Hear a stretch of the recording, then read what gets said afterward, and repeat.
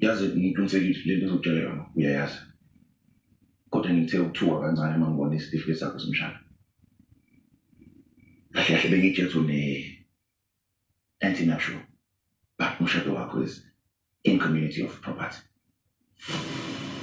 Okusho ukuthi umyeni wakho is entitled to half of everything onayo. Oh shit.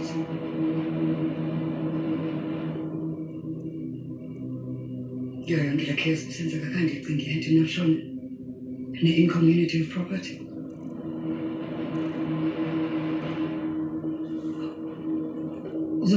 What can you do? I mean, angizikwazi ngivumela mama kathathe yonke imali yami.